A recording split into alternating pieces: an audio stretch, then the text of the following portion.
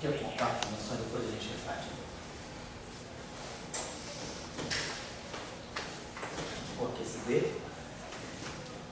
Menos E sobre 2. Vamos ter menos 2, né? Menos 2 sobre 2. Isso. Menos 2 sobre 2 é. E aí aqui ficou D. Agora aqui ficou, perdão, ficou D. D menos 2. D menos 2 sobre 2. N de 1.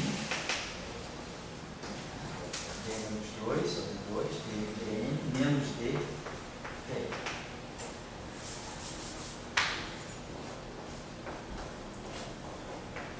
Qual o coeficiente desse DN? Depois a gente bota o coeficiente multiplicado. Então ficou D menos 2 sobre 2N menos D. Então ficou, isso mesmo, né? Então errado. D sobre 2, D sobre 2N. Então vou botar o D nesse aqui. Então D sobre 2N menos D menos N. Isso? Então menos N. Então ficou aqui um pouquinho mais. Multiplicando no coeficiente do DN, ficou isso aqui. Ficou D sobre 2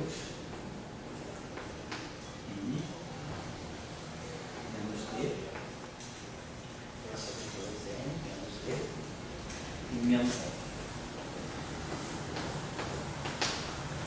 Assim, né? D menos 2. D menos 2 sobre 2 N menos D. D sobre 2.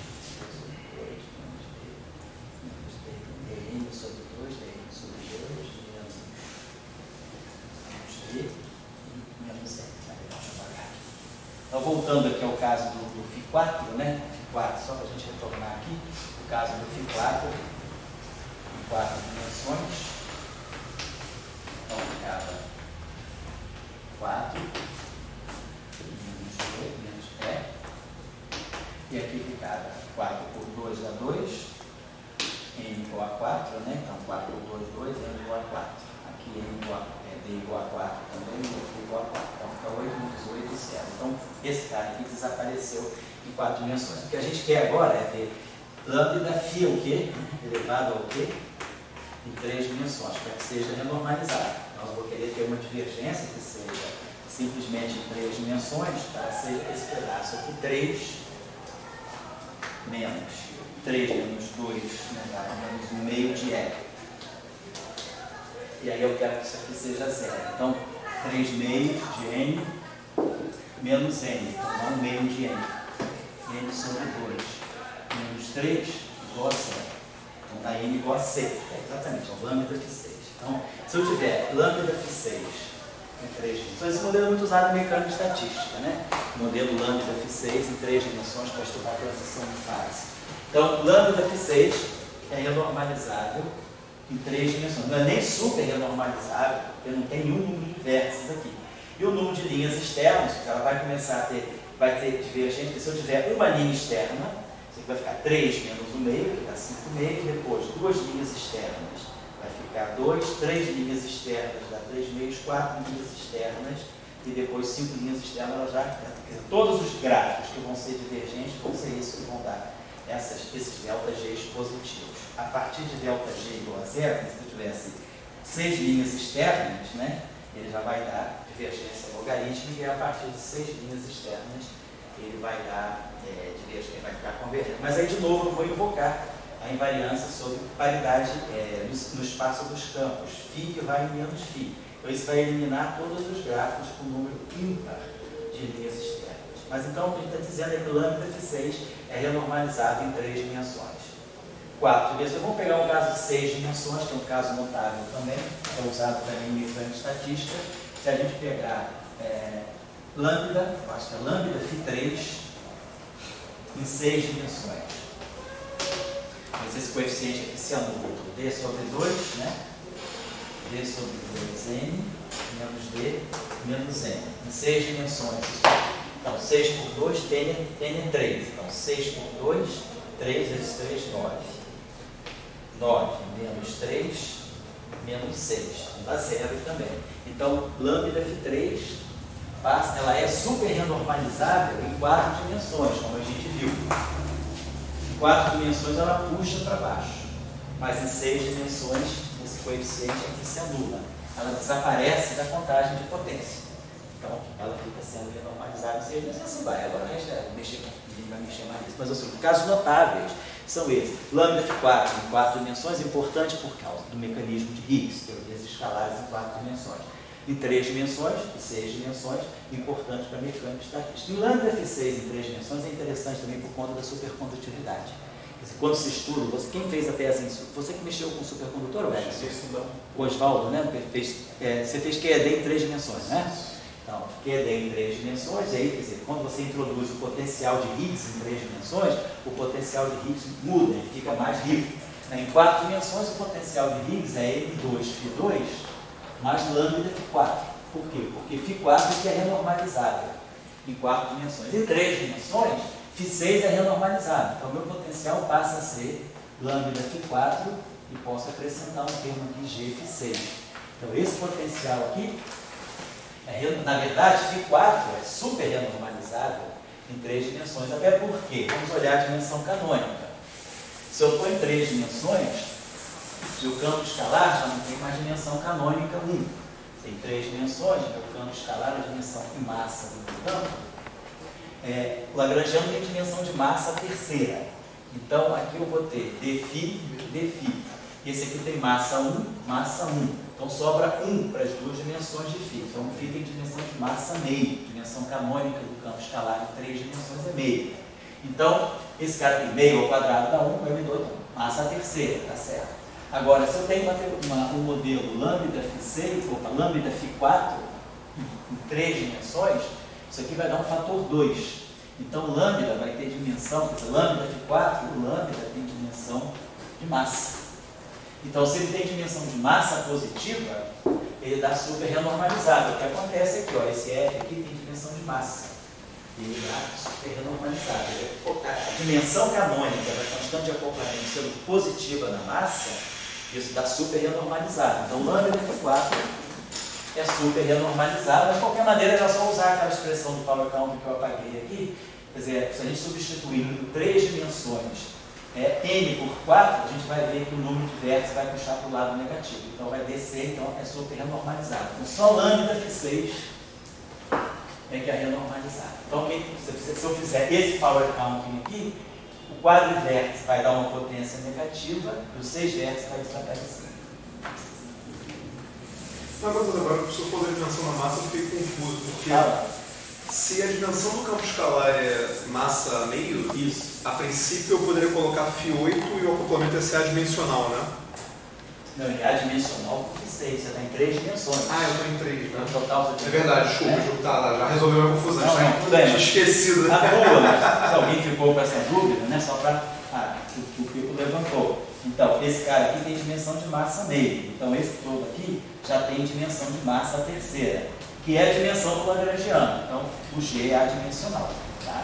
Então, em 3 dimensões, a constante de acoplamento G é adimensional. Em 4, ela teria dimensão de massa menos 2. Muito bem. Então, vamos pegar, agora vamos voltar para as 4 dimensões e vamos pegar o acoplamento de Yukawa. Vou voltar aqui para as 4 dimensões.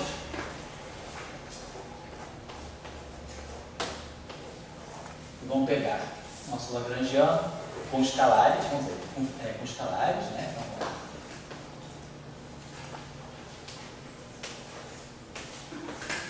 Vamos dizer que eu tenho um escalar e um pseudo-escalar. Vou pegar um campo φ e um campo escalar.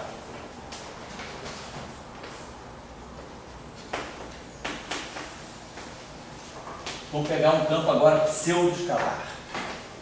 Real também. Então aqui eu tenho um escalar.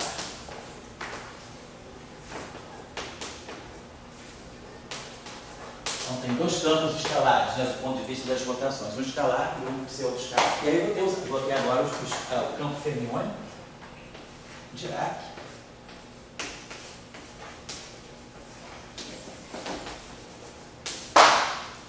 Aí vamos introduzir uma interação de Yukawa, psi barrado, psi, φ. Mais uma outra interação interação de local, vamos chamar aqui Y1, e aqui o Y2.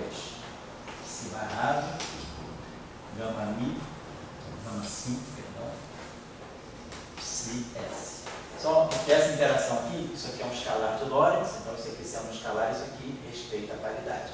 Esse cara aqui é um pseudo-escalar, então essa sendo um pseudo-escalar, a gente não está quebrando a paridade. Aqui tem só uma questão de dimensão, de realidade. Quando eu pegar o complexo conjugado desse termo aqui, quer dizer, psi barrado, gama 5, psi S, conjugado complexo. Então isso aqui é a mesma coisa, psi barrado, gama 5 barrado, psi S. Essa é real, então não vai barrar. Então, gama 5 barrado é menos gama 5. Então esse vértice aqui sozinho ele é puramente imaginário. O complexo conjugado dele é menos ele. Então aqui eu coloco um isminho só para tornar real. Então esse aqui é o acoplamento de Urcal. E vamos dizer que eu coloco, tá certo? Então isso aqui é para esse campo. Por que eu coloquei esse I? Porque esse termo aqui seria puramente imaginário. Então eu coloco esse I, esse termo aqui fica real. Só lembrando, porque isso aqui é puramente imaginário. Psi barrado, gama 5, psi S. Então, esse aqui é o termo do Lagrangiano. Vamos tirar o conjugado complexo dele. Conjugado complexo mesmo. Conjugado complexo vai ser psi barrado, gama 5, psi estar, vezes S estar. Essa é real. Então, isso aqui sai. Agora, tirar o conjugado complexo de um bilinear fermiônico é a mesma coisa que tirar o conjugado de Dirac. Esse campo é um escalar. Quer dizer, um objeto que é escalar no espaço esquemorial, o conjugado complexo coincide com o conjugado de Dirac. E aí o conjugado de Dirac a gente sabe que é um psi barrado, gama 5 barrado, psi, vezes S. A matriz gama 5, que é aquela matriz da quiralidade, ela tem essa propriedade. Gama 5 barrado é igual a menos gama 5. Então, esse vértice ele é puramente imaginário, porque o conjugado complexo dele é menos ele, então a gente corrige colocando i. Então está aqui. Só isso, então ele fica real. Então esse vértice aqui é real, por si só, para eu tirar o conjugado complexo dele para ele, esse aqui também é real. E vamos introduzir a interação de Gauss-Leibniz, a interação psi barrado psi ao quadrado. Vamos dizer que eu coloco aqui um acoplamento agora, G, psi barrado, psi ao quadrado. E vamos colocar também o acoplamento Chiral ao quadrado, psi barrado, gama 5, psi ao quadrado. E aí faz aquele chamado modelo de Nambu-Ioana-Lazinho, né, que é o modelo da quebra dinâmica de simetria. São os acoplamentos, né? Isso aqui é o escalar ao quadrado, isso aqui é o seu escalar. Vamos pegar esse modelo aqui, vamos ver logo as constantes de acoplamento. Então, campo escalar tem dimensão 1 em 4 dimensões. Então, dimensão 1 do φ, dimensão 1 do S. O campo de Dirac tem dimensão 3 meios.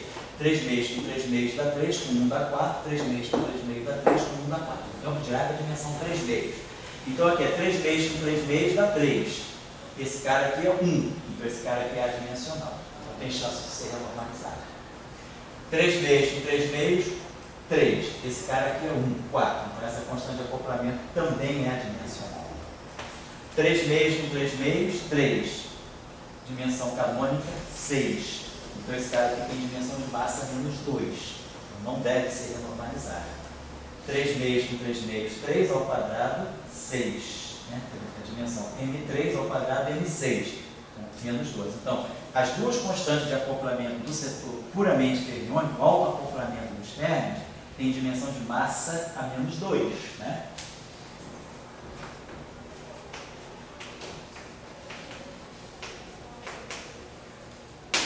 Então, deve ser não normalizado. Então, o recalque vai confirmar isso para a gente.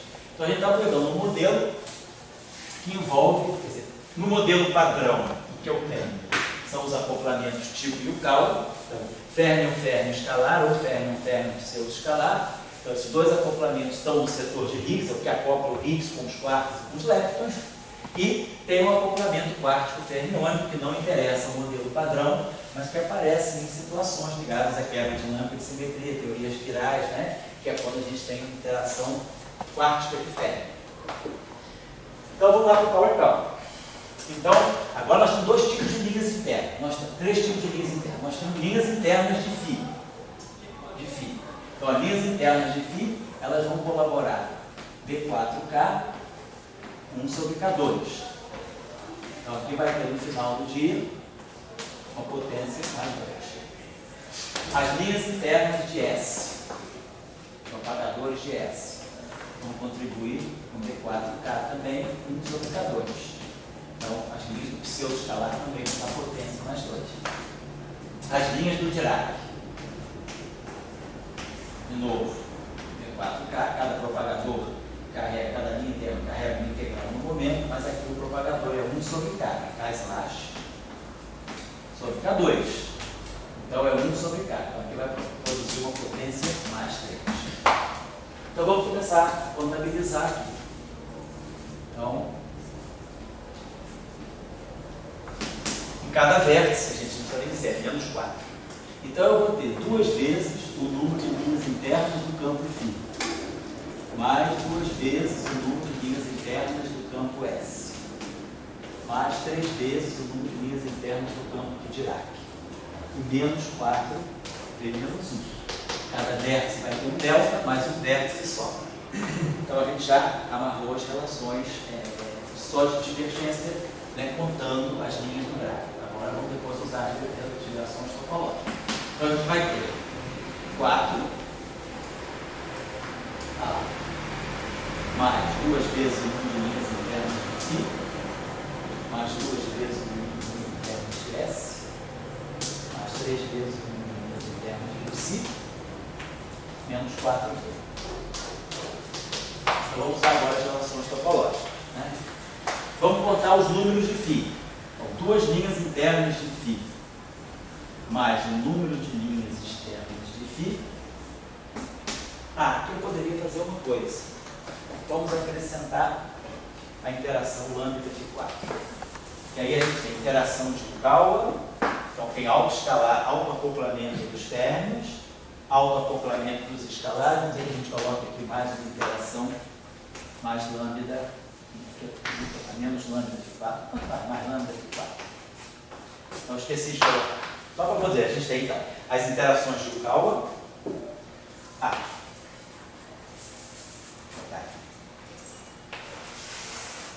vamos dizer, eu posso ter lambda 1 φ4 mais lambda 2 S4 mais lambda 3 φ2 S2. E tudo isso aqui dá adimensional, que fica em dimensão 1. Essa é a dimensão 1 da adimensional, 2 e 2, 4. Estou colocando os autoacoplamentos escalares. Os escalares se autoacoplam, φ4, S4, φ2, S2. Os externos se autoacoplam. E aqui eu tenho os acoplamentos de um cálculo escalar e o pseudo-escalar. Então eu tenho todas esses chamados acoplamentos de matéria. Não tem nada de interação de gauge. Eu vou deixar as interações de gauge para a aula que vem, que a gente faz entre hoje. Então vamos lá. Então eu tenho vários vértices para considerar. Então, olhando só os vértices φ, só as linhas de φ, 2 vezes o número de linhas internas de φ, mais o número de linhas externas de φ. Agora vamos ver onde que os φs estão nos vértices. Eu tenho um φ no acoplamento de Yukawa 1. Então eu tenho esse φ aqui vai aparecer uma vez nesse vértice. Vamos chamar esse vértice aqui de Yukawa 1. Então aqui vai ser vértice Yukawa, vértice Yukawa 1. Estou escrevendo Y, né? É Y que eu estou escrevendo aqui. Yukawa 1. Então eu tenho um φ nesse vértice aqui eu não tenho φ. Depois aqui eu não tenho φ, aqui eu não tenho φ. Depois eu tenho 4 vezes o vértice na interação φ4 e 2 vezes o vértice na interação mista. Então vamos dizer 4 φs na interação φ4, vamos colocar assim φ4, e 2 φs na interação φs. Então representando assim. Então esse aqui é o vértice de Yukawa 1, que só tem um φ. Esse aqui é o vértice φ4, que só tem φ a quarta potência. E esse aqui é o vértice misto, φ2, S2, que tem 2 φs. Então, eu estou contando o número de φs pelas linhas internas, quer dizer, o número de linhas internas, o número de linhas totais de φ, E aqui eu estou contando os números de linhas de φ pelos vértices. Então, φ só comparece nesses vértices e com essas multiplicidades. Vou pegar os S agora. 2 vezes o número de linhas internas de S, mais o número de linhas externas de S. Então, aqui eu estou contando a convergência das linhas de S. Agora, vamos olhar a mesma coisa pelos vértices. Então, S aparece uma vez no vértice de Yukawa Y2. Depois S aparece, vai ser muito parecido. Aí o S vai aparecer 4 vezes no vértice S4 e depois o S vai aparecer 2 vezes no vértice φS. São todos vértices renormalizáveis, né? Agora está faltando só o φ. 2 vezes, né, o número de linhas internas de psi, mais o número de linhas externas de psi. Então, o campo fermiônico, ele vai aparecer 2 vezes nesse vértice de Yukawa. No vértice de Yukawa 1. E depois ele aparece 2 vezes também no vértice de Yukawa 2.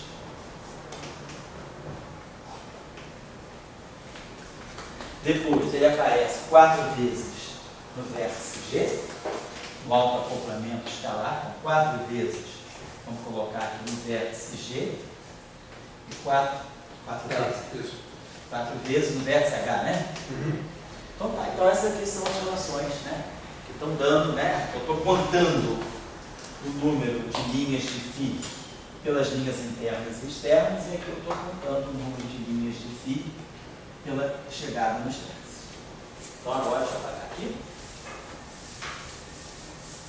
Então agora vamos tirar todas as linhas internas da nossa expressão. Então, a expressão, vamos trabalhar essa expressão agora. Então vai ficar 4 mais 2 vezes o número de linhas internas de φ. Então vai ficar o vértice de Yukawa 1 mais 4 vezes o vértice 4 mais 2 vezes a interação φS. Esse aqui é esse vértice 2, né? Menos o número de linhas externas. Agora, 2 vezes S, vai ser a mesma coisa para cá. O número de vértices de Yukawa 2, mais 4 vezes S4,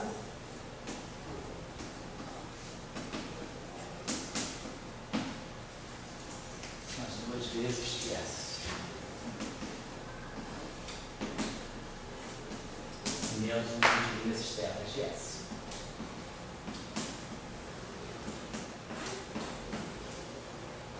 Agora, 3 vezes o número de linhas internas de psi. Então, aqui vai ficar um fator 3.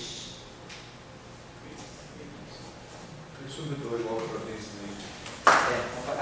vai ficar tendo um fator 2 aqui, né? Então, vamos substituir. O I psi vai ficar aqui sobre 2.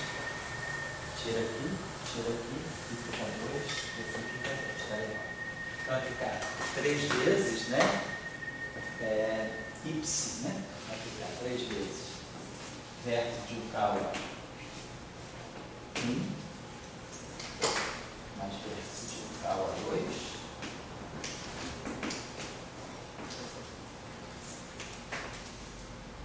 mais 2 vezes 3G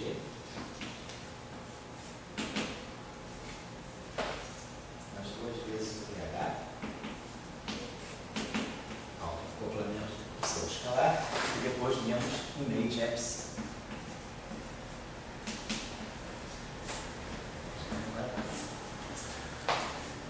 E menos 4V.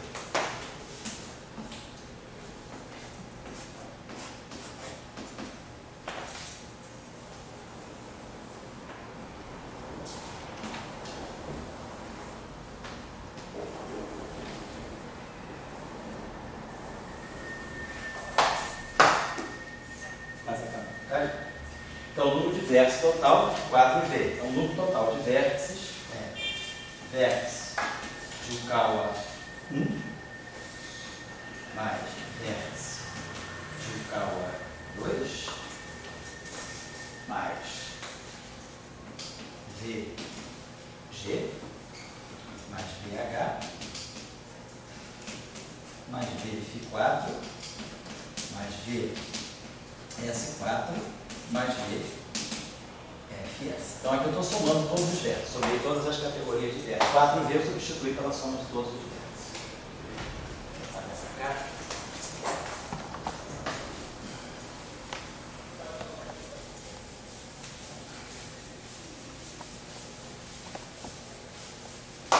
Eu já estou acabando e vou deixar uma tarefinha para quem quiser fazer depois, tá? Em casa. Então vamos lá. Então a divergência, a contagem, né? Grau superficial, grau superficial de divergência do gráfico vai ser 4. Vamos botar logo as linhas externas. 4 menos o número de linhas externas de φ,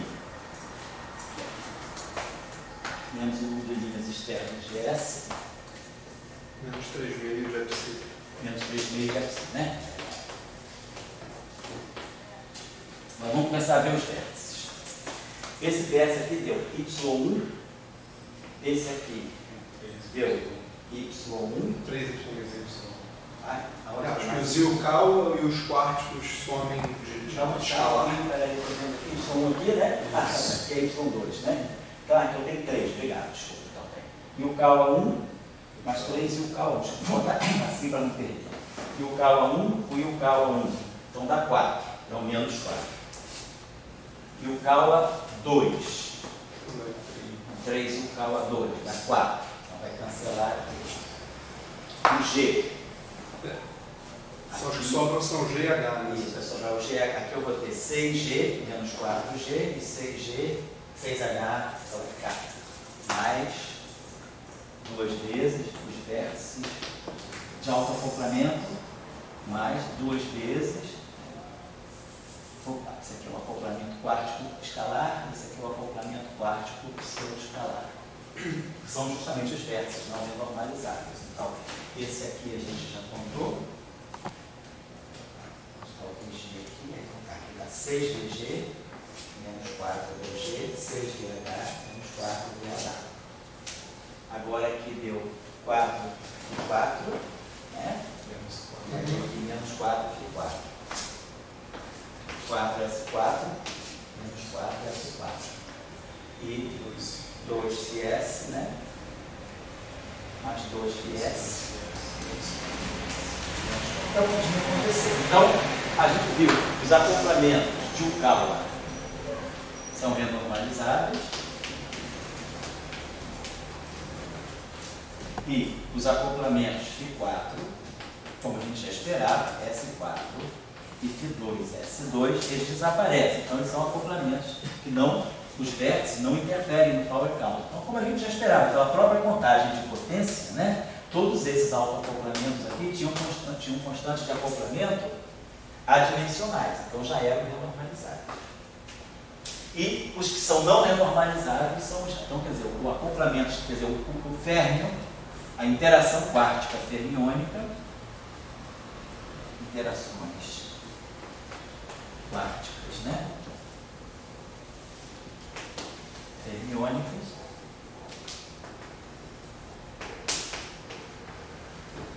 Não renormalizáveis.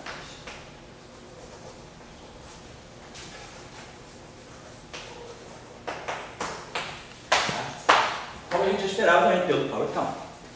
Então, só para dar esse panorama para vocês, a coisa funciona assim. Hoje eu não falei de interação de gauge, na próxima aula a gente fala, eu vou deixar só uma proposta para casa, que é o famoso modelo de Veso-Mino da supersimetria.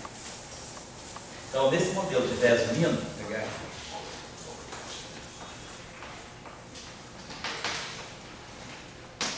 é um modelo que descreve o acoplamento supersimétrico de escalares. O acoplamento supersimétrico descreve, vamos dizer assim, são os acoplamentos, quer dizer, é a matéria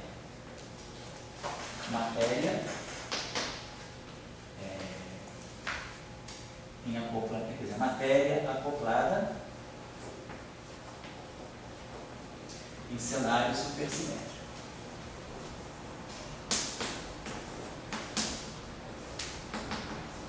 Então nós temos um campo escalar A, dois campos escalares, A e F, dois campos pseudo-escalares, B e G, e um campo fermiônico. Então aqui eu tenho escalares, aqui eu tenho pseudo-escalares,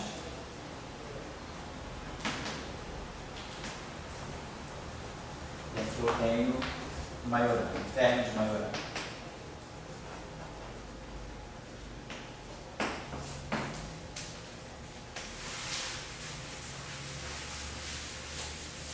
Vou deixar. Então, esse modelo aí é o chamado multiplete diverso mino, ou modelo diverso mino, que vai descrever a interação de matéria, a interação no setor escalar. Depois, claro, no setor de ambiente eu não estou colocando, então, é como se, esse modelo aqui, na verdade, ele é a generalização supersimétrica dos acoplamentos de Yukawa e do acoplamento de Quark. Então, esse modelo aqui, ele na verdade é a extensão. Esse é o modelo que eles propuseram lá em 74? É, o primeiro esse de campo supersimétrico? É, esse mesmo. Então, esse aqui é uma extensão supersimétrica, né, dos acoplamentos renormalizáveis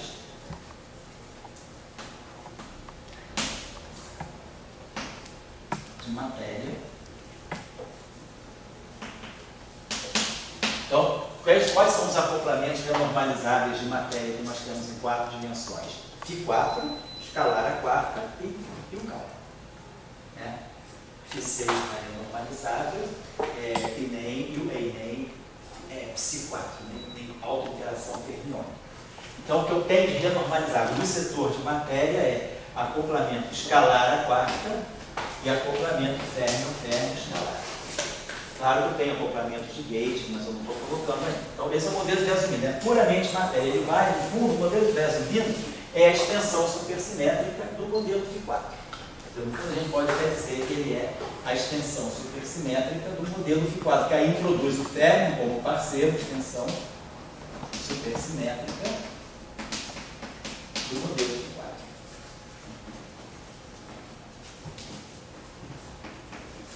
Então, vou dar o Lagrangiano aqui para vocês, e vocês vão fazer a contagem de potência para ver que esse modelo realmente é renormalizado.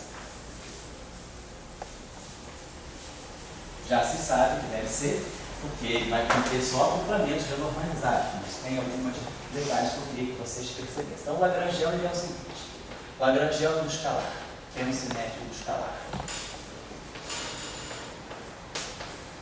termo cinético do seu escalar.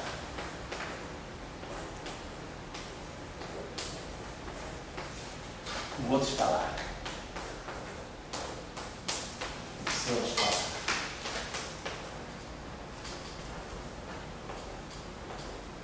Essa é dinâmica?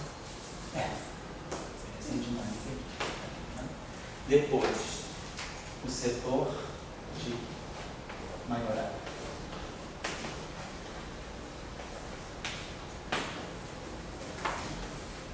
Aí agora eu tenho que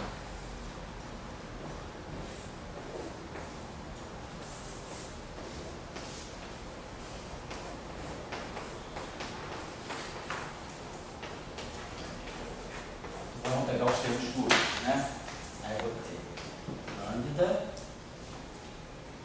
F, que já são termos de interação, F com A2 e F com B2. Tem um vértice aqui que vai ser 2, lambda, AB, FG, o vértice quártico, e depois os acoplamentos de Yukawa, mais lambda, separado,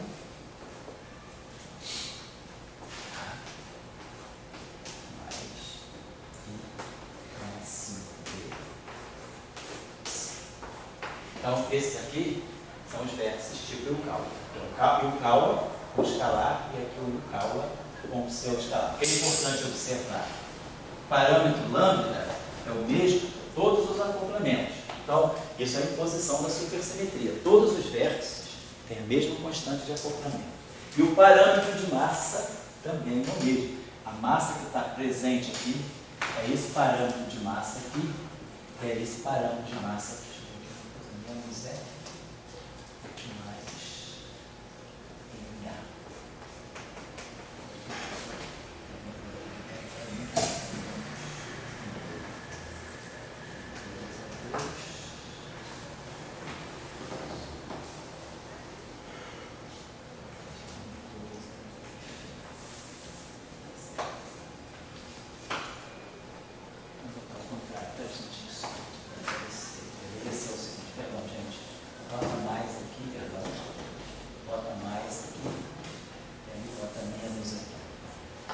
MA. Corrija, por gentileza. O que mais?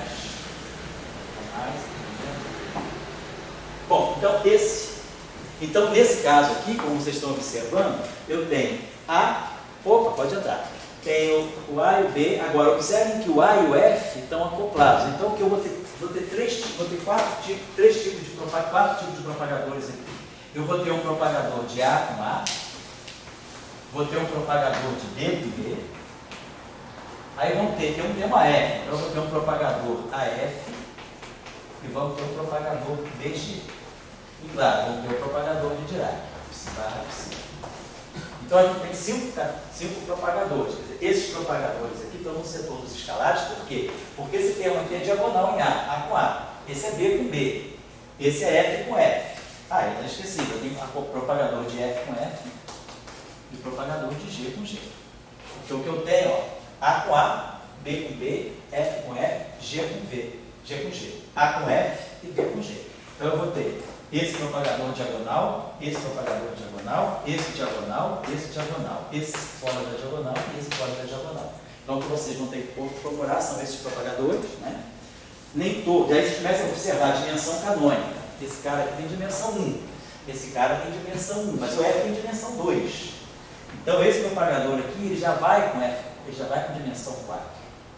Então, no espaço dos momentos, ele vai ter um comportamento muito diferente desse. Então, o primeiro passo desse exercício aqui é vocês, primeiro de tudo, como sempre, pegou o modelo, olha a dimensão canônica de todos os campos e de todos os parâmetros. Então, dimensão canônica do A, 1, dimensão canônica do B, 1, dimensão canônica do F, 2, dimensão canônica do G, 2, dimensão canônica do psi, 3 meios.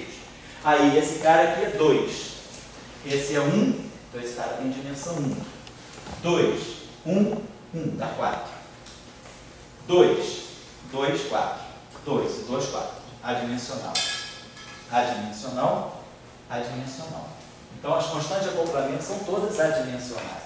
Isso já inspira a renormalizabilidade. Agora, olhar os propagadores. E aí a gente vai ter propagadores mistos. Então, isso aí na hora do power counting, a gente vai ter linhas internas de A com A, vamos ter linhas internas de A com F, vamos ter linhas internas de F com F. Então, a gente vai ter que distinguir, não é mais só botar duas vezes o número de linhas internas, mas o número de linhas externas. Eu vou começar, pode entrar aí, tudo bem? Eu vou começar a ter vários tipos de propagadores aí. Então, primeiro exercício, olhamos as dimensões canônicas. Segundo exercício, obter os propagadores. Então, a partir desse, os propagadores, o psi é o Dirac tradicional. O psi não se mistura com ninguém, em nível quadrático. Tem um quadrado do psi é psi sozinho. Então, isso aqui vai dar o famoso propagador de sempre. Pi, gama, mi, vai dar o famoso gama, mi, kappa, mi, mais m sobre K2 menos M2. Então, o propagador do campo fermiônico permanece mesmo, não tem problema. Mas aí, os propagadores escalares e pseudo-escalares vão ser diferentes agora. Vocês vão ter que perceber como tirar os propagadores. Tirando os propagadores, a gente vai poder tirar o comportamento assintótico e aí começa a fazer a contagem de potência. Claro, então é um exercício assim, um pouco fora do normal, mas é um exercício simples, mas que vai exigir de vocês um certo cuidado, né? Quer dizer, um pouco diferente vamos dizer assim, da aplicação imediata daquilo que a gente viu hoje. Vocês vão ter que pensar em como resolver essa questão de tirar os propagadores mistos para poder fazer a contagem de potência. Então, esse é o primeiro modelo que aparece numa teoria supersimétrica. Ele vai medir, ele vai contabilizar só o setor escalar. Então, quer dizer, numa teoria de grande unificação, supercimento, então, o setor de escalares é esse aí. Depois vem o setor de gate e depois vem o complemento da matéria com gate. Né? Então, esse aqui é o setor só de matéria. Então, no modelo supercimento, a matéria é sempre descrita por um modelo que pode ser uma variante. Não precisa ser exatamente esse, porque aí eu posso decidir aquele de gate, aquele multiplate de campos, né? Então, a gente vai ter campos e multiplate. Mas assim, vai ser uma réplica disso, uma reprodução disso. Então isso aqui é, vamos dizer assim, é um padrão muito importante para a gente nas interações fundamentais nas unificações, certo? E depois a gente vai introduzir as interações de gate. Mas então fica essa discussãozinha para vocês tentarem resolver, tá certo? Mas ó, o grupo aí é bom trabalhar em grupo, né? Como é que está aí o Dirac-Stão de exército? Como é que estão aí? Você vem da UF, não é? Então para você é difícil se reunir aqui por semana, né? Mas chega às vezes uma sexta-feira mais cedo aí, né? E é o pessoal daqui, praticamente todo mundo reside. Você está com salário? Está aqui? É da carta? É no terceiro da sua casa. É Constantinopla. É Constantinopla. Vamos invadir Constantinopla. Vamos pegar o jardim aí do Dirac-Stão, botar, fazer que o nosso amigo já está de lenço do outro. Então, mas aí é preciso,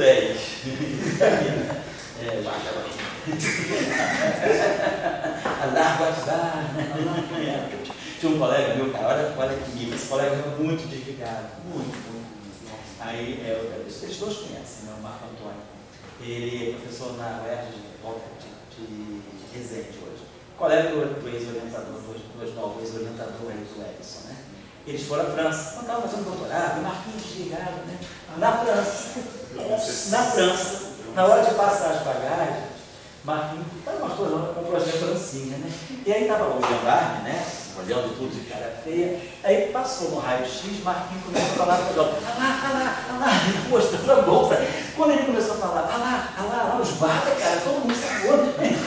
O Marquinhos é moreno, ele parece um paquistanês, né? Cacete, ele começou a gritar, lá, minha bolsa, cacete.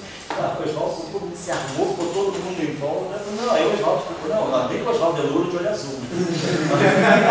O Oswaldo, não, nós somos brasileiros, não sei o que, mas olha isso aí, eu vou falar lá.